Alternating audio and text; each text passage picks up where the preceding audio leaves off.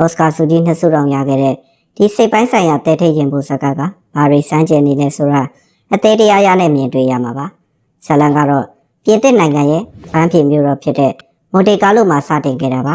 အဓိကဇာတ်လိုက်မင်းမီဖြစ်သူကိုရုပ်ရှင်တစ်လျှောက်လုံးနာမည်ဖော်ပြမထားပဲဒုတိယ Mrs. De Winter အဖြစ်သာသိရှိရမှာပါသူမဟာစိတ်အားငယ်လွယ်ပြီးအတွေ့အကြုံနုနေတဲ့လူငယ်တစ်ယောက်ဖြစ်တယ်လို့အမေရိကန်တတိမတအုပ်ဖြစ်တဲ့ Mrs. Van Hopper ရဲ့အဖော်ဖြစ်နေခီးစင်တွေမှာလိုက်ပါနေရသူပါ Mrs. Van Hopper ကတော့ဩဇာအာဏာရှိပြီးမောက်မာတတ်တဲ့အမျိုးသမီးတစ်ယောက်ပဲဖြစ်ပါတယ်ဒီလိုခီးသွားနေရင်နဲ့နာမည်ကျော်မန္တလေးအင်ကြီးရဲ့ပိုင်ရှင်ဖြစ်တဲ့ Mrs. De Winter နဲ့မမျှော်လင့်မဲ့ဆုံတွေ့ခဲ့ပါတယ်မဆင်ကသူ့ရဲ့ပထမဆုံးဇနီးရီဘက်ကာရင်နစ်ပြီးဆုံးသွားလို့ဝမ်းနဲ့ပူဆွေးနေတဲ့မဟုတ်ဆိုးဖို့တူပါရီဘက်ကာရဲ့ကွယ်လွန်ခြင်းကတစ်နှစ်တောင်မပြည့်သေးပါဘူးမဆင်ကအသက်ကြီးပြီးအချိန်မရှိတဲ့ Mrs. Van Hopper ရဲ့လက်အောက်ကရုံထွက်ချင်နေတဲ့ဒီကောင်မလေးကိုမြန်မြန်ဆန်ဆန်ပဲလက်ထပ်ဖို့ဆုံးဖြတ်လိုက်ပါတယ် Mrs. Van Hopper ရဲ့ကန့်ကွက်မှုတွေအံ့ဩမှုတွေကြားကနေသူတို့နှစ်ယောက်လက်ထပ်ပြီးတဲ့နောက်မှာဒီကောင်မလေးကဒုတိယ Mrs. De Winter အဖြစ်နဲ့အင်္ဂလန်ကွန်ဝါမှာရှိတဲ့မဆင်ရဲ့ဘိုးဘွားပိုင်ဆန်အင်ကြီးမန္တလေးကိုခေါ်ဆောင်ခြင်းခံခဲ့ရပါတယ်မန္တလေးအင်ကြီးကကြီးကျယ်ခမ်းနားပြီးတဘာဝအလှပါတွေနဲ့ပြည့်စုံနေတဲ့နေရာတစ်ခုပါဒါပေမဲ့ဒုတိယ De Winter အတွက်ဒီအင်ကြီးတွေကိုခြေချလိုက်တဲ့အချိန်ကစလို့အေးဆက်ဆက်နဲ့လှုပ်ဝက်စမ်းကြဲတဲ့လေတူတစ်ခုကိုခံစားလိုက်ရပါတယ်ဒီအင်ကြီးတစ်ခုလုံးက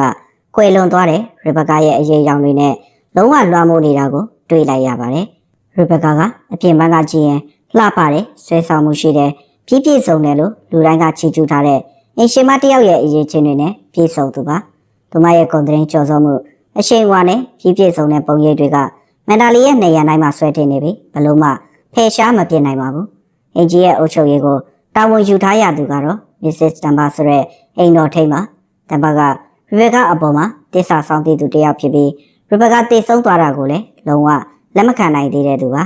တမ်ဘာကဒုတိယ De Winter ကိုအင်ကြီးတဲ့ဆရောက်လာတဲ့ကစိတ်ပိုင်းဆိုင်ရာနှိပ်စက်မှုတွေပေးတယ်အင်ရှင်မအစ်စ်ကိုရီဘက်ကနေရာမှာအစားထိုးမဲ့သူအဖြစ်သဘောထားပြီးမုန်းတီးနေခဲ့တာပါဤဆက်ဆက်အမူအရာတင်းမာတဲ့အကြည့်တွေနဲ့ဆက်ဆံလို့ရီဘက်ကာရဲ့အမတ်တရားတွေကိုဖော်ထုတ်ပြီးအင်ရှင်မအစ်စ်ရဲ့စိတ်ကိုဒုက္ခပေးပါတယ်တမ်ဘာရဲ့နှိပ်စက်မှုတွေကပိုပိုဆိုးရွားလာခဲ့တယ်ရီဘက်ကာရဲ့အိတ်ခမ်းကိုပုံစံမပြတ်ထိမ့်သိမ်းထားပြီးအင်ရှင်မအစ်စ်ကိုလဲလှယ်ကြည့်ရှုဖို့ဖိတ်ခေါ်တယ်အဲ့ဒီအခန်းထဲမှာရီဘက်ကာရဲ့အသုံးဆောင်ပစ္စည်းတွေအဝတ်အစားတွေကအသက်ဝင်နေသလိုမျိုးရှိနေတော့အင်ရှင်မအစ်စ်ရဲ့စိတ်ထဲမှာရီဘက်ကာနဲ့ဘလို့မှရှင်ပြိုင်လို့မရဘူးဆိုတဲ့ခံစားချက်ကိုပိုပြီးနှက်ဆိုင်စေခဲ့ပါတယ်နေ့စဉ်ဘဝမှာလည်းတမ်ဘတ်ကအင်ရှင်မအစ်စ်ရဲ့မပြေဆုံးမှုတွေရီဘက်ကာနဲ့ရှေရင်အားနည်းချက်တွေကိုအမြဲလိုပေါ်လွင်အောင်ပြောဆိုနေခဲ့ပါတယ်ဒီလိုဖိအားတွေကြောင့်ဒုတိယ De Winter လည်းသူကိုယ်သူရီဘက်ကာရဲ့စံနှုန်းတွေကိုမမီဘူးလို့ခံစားရပြီးစိတ်မလုံခြုံမှုရှက်ရွံ့မှုတွေနဲ့လုံးပါပါလာပါတော့တယ်တစ်ဖက်မှာလည်းခင်ပွန်းတဲ့မဆင်ကတခါတလေမှအရန်ကျင်လာတတ်ပေမဲ့တခါတရံမှာမမျော်လင့်မဲ့စိတ်ဆိုးဒေါသထွက်တာစိတ်ပူပန်မှုတွေနဲ့ပြင်းထန်နေတာကြောင့်သူယောက်ျားကိုနားလည်အောင်ကြိုးစားရင်စိတ်ရှုပ်ထွေးမှုတွေပိုများလာခဲ့ပါတယ်သူမအနေနဲ့မဆင်ကရီဘက်ကာကိုအခုထိချစ်နေသေးတယ်လို့ထင်ပြီးတယောက်တည်းစိတ်တော့ကရောက်နေခဲ့ရတယ်မန္တလေးအင်ကြီးရဲ့နှစ်စဉ်ကျင်းပနေကြကာပွဲတစ်ခုရောက်လာတဲ့အခါဒုတိယ De Winter ကဒီပွဲမှာအင်ရှင်မတစ်ယောက်ရဲ့အခန်းကဏ္ဍကိုကောင်းကောင်းမွန်မွန်ထမ်းဆောင်နိုင်မှုမျှော်လင့်နေခဲ့ပါတယ်အဲ့ဒီလိုအစီအစဉ်တွေပြင်ဆင်နေချိန်မှာပဲတမ်ဘတ်ကသူ့ရဲ့အကြံဆိုတွေကိုစတဲ့အကောင့်ထဲပေါ်ပါတော့တယ်အင်ရှင်မအစ်စ်ကိုရှေးဟောင်းပစ္စည်းတွေထားတဲ့အခန်းထဲကပုံတူပကြီးကားတစ်ချက်မှာအမျိုးသမီးတဦးဝတ်ဆင်ထားတဲ့ရှေးဟောင်းအဝတ်အစားပုံစံအတိုင်းဝတ်ဆင်ဖို့အကြံပေးခဲ့တယ်ဒုတိယ Mrs. De Winter ကတော့ရိုးရိုးသားသားနဲ့တပုံစံနဲ့တူအောင်ချုပ်ဝတ်ပြီးပွဲလေးကိုဆင်းလာခဲ့လိုက်တယ်ဒါပေမဲ့ဒီဝတ်စုံကရီဘက်ကာမတိဆုံးခင်နောက်ဆုံးကျင်းပခဲ့တဲ့ကာပွဲညမှာဝတ်ဆင်ခဲ့တဲ့ဝတ်စုံအတိုင်းဖြစ်နေတာကိုအင်ရှင်မအစ်စ်ကတတိမထားမိခဲ့ပါဘူးသူမအခန်းထဲကိုစဝင်လာတဲ့အခါမှာတော့အိမ်သားအားလုံးနဲ့ဧည့်သည်တွေကလည်းအော်တုံလုံးသွားကြပြီးမဆင်ကလည်းတော်တော်လေးဒေါသထွက်သွားသလိုအရှက်ရစေမဲ့အပြုမှုနဲ့ဟော်ဟေးစူပူကျိမ်းမောင်းပြလိုက်တယ်ဒီဖြစ်ပျက်တွေကြောင့်အင်ရှင်မအစ်စ်လည်းစိတ်ပြတ်အားငယ်မှုအကြီးကျယ်ဖြစ်သွားခဲ့ရတယ်သူမကရီဘက်ကာရဲ့အရေးအောင်မှာပဲအမြဲတမ်းနေရတယ်လို့ခံစားရပြီးကိုတန်ဖိုးမရှိဘူးလို့ထင်မြင်လာခဲ့တယ်သူရဲ့စိတ်ဓာတ်ကြနေမှုကိုအခွင့်ကောင်းယူပြီးရီဘက်ကာရဲ့အိတ်ခမ်းရှိရာရန်တာဘော်ကိုတမ်ဘတ်ကခေါ်ဆောင်သွားပြီးကိုအဆုံးစီရင်ဖို့ထိစကားနဲ့တွေးဆောင်ခဲ့တယ်ခံကောင်းချင်တော့အဲ့ဒီအချိန်မှာပဲပင်လယ်ဘက်ကနေအခုညီတောင်းတဲ့ဆက်သွယ်မှုတကူရုတ်တရက်ပေါ်လာလို့အိမ်ထဲကလူတွေအားလုံးလည်းအပြင်ကိုအာရုံပြောင်းသွားပြီးအိမ်ရှင်မအစ်စ်လည်းအသက်ဘေးကလွတ်မြောက်သွားခဲ့တယ် ပင်လယ်ပြင်မှာရေနှင်းမြုပ်နေတဲ့တင်ပေါ်တစ်စင်းကိုခေစိအေးလုပ်ငန်းတွေလှုပ်ဆောင်နေရင်မမျှော်လင့်ပဲနောက်ထပ်ရေနှင်းမြုပ်နေတဲ့လေငယ်တစ်စင်းကိုပါရှာဖွေတွေ့ရှိခဲ့ကြတယ်။ဒီလေငယ်ထဲမှာခွဲလုံသွားပြီလို့ယူဆရတဲ့ရေဘကာရဲ့ရုပ်လောင်းကိုထပ်မံတွေ့ရှိလိုက်ရတယ်။ဒီလောင်းဟာအရင်ကပြုံးနှံထားပြီးဖြစ်တဲ့တခြားအလောင်းမဟုတ်ပဲရေဘကာရဲ့အလောင်းစစ်ဖြစ်ကြောင်းဆုံးဖြတ်လိုက်ပါတယ်။ဒီအဖြစ်အပျက်ဟာရေဘကာတည်ဆုံမှုကရိုးရိုးရေနဲ့တည်တဲ့အမှုမဟုတ်ဘူးဆိုတာကိုရှင်းရှင်းလင်းလင်းသိတာစေပြီးရဲတွေဘက်ကလည်းစုံစမ်းစစ်ဆေးမှုတွေစတင်ခဲ့ကြတယ်။ဒီလိုအခြေအနေမှာပဲမစင်ကသူ့ရဲ့ဇနီးတစ်ကိုခေါ်ပြီးအမှန်တရားကိုဖွင့်ဟဝန်ခံလိုက်တယ်။မစင်က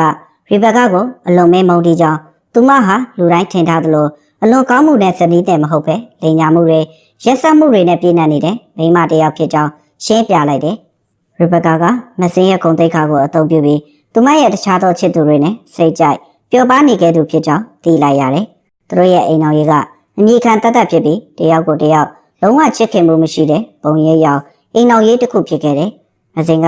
ရီဘကာရဲ့ရက်ဆက်တဲ့အပြုအမူတွေကိုခံစားနေခဲ့ရပြီးသူ့ရဲ့ဘဝကိုဒီလိုမချစ်မနစ်တတ်တဲ့ဇနီးတဲ့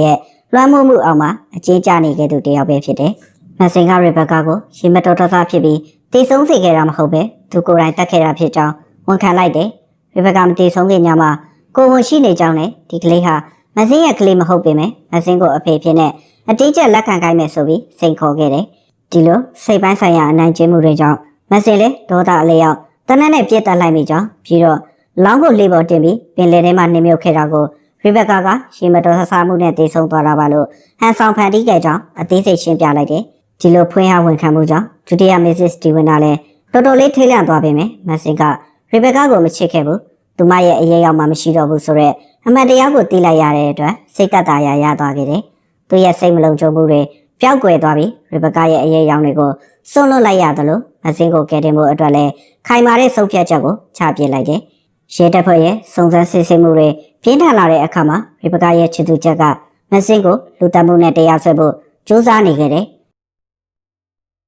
ဒီလိုစစ်ဆေးမှုတွေအတွင်းမှာဒုတိယမစ္စစ်စတီဝင်တာကသူ့ယောက်ျားအတွက်အမှန်တရားကိုဖော်ထုတ်ဖို့ကြိုးစားနေခဲ့တယ်။ရီဘကာမတည်ဆုံးခင်လန်ဒန်မှာဆရာဝန်နဲ့ပြသခဲ့မှုတဲ့ဆိုတဲ့အချက်ကိုတွေ့ရှိသွားခဲ့တယ်။ရီဘကာရဲ့ဆရာဝန်ကိုချပြီးစကားပြောကြည့်လိုက်တော့မှရီဘကာကကင်ဆာရောဂါရဲ့နောက်ဆုံးအဆင့်ကိုရောက်နေပြီရပ်ပိုင်းလောက်ပဲအသက်ရှင်တော့မယ်ဆိုတဲ့အမှန်တရားကိုသိလိုက်ရတယ်။ဒီအချက်ကအရာအလုံးကိုပြောင်းလဲစေခဲ့တယ်။ရီဘကာကနာကျင်မှုတွေဆုံးရှုံးမှုတွေမခံစားရအောင်ကိုအဆုံးစီရင်ဖို့ဆုံးဖြတ်ခဲ့တာဖြစ်နိုင်တယ်။ဒါမှမဟုတ်သူမကမစင်ကိုတတ်ခိုက်ပြီးယောက်ျားဖြစ်သူရဲ့ဘဝကိုဖျက်ဆီးပစ်ခြင်းနဲ့စိတ်ပိုင်းဆိုင်ရာကလစားချေခြင်းခဲ့တာဖြစ်နိုင်တယ်လို့ယူဆစရာတွေဖြစ်လာခဲ့တယ်။ဒီတို့ပင်ဆိုစီကမှုရဲတပ်ဖွဲ့ကတော့ရီဘကာရဲ့တည်ဆုံမှုဟာလူသတ်မှုမဟုတ်ပဲကိုအဆုံးစီရင်ခြင်းဖြစ်ကြောင်းကောက်ချက်ချလိုက်ပြီးမစင်ကိုလည်းအမှုကနေကင်းလွတ်ခွင့်ပေးလိုက်တယ်။မစင်တို့လင်မယားနှစ်ယောက်လည်းစုံစမ်းစစ်ဆေးမှုတွေပြီးဆုံးတဲ့နောက်စိတ်အေးချမ်းသာနဲ့မန္တလေးအိမ်ကြီးကိုပြန်လာတဲ့အချိန်မှာမမျှော်လင့်တဲ့အဖြစ်အပျက်တစ်ခုကို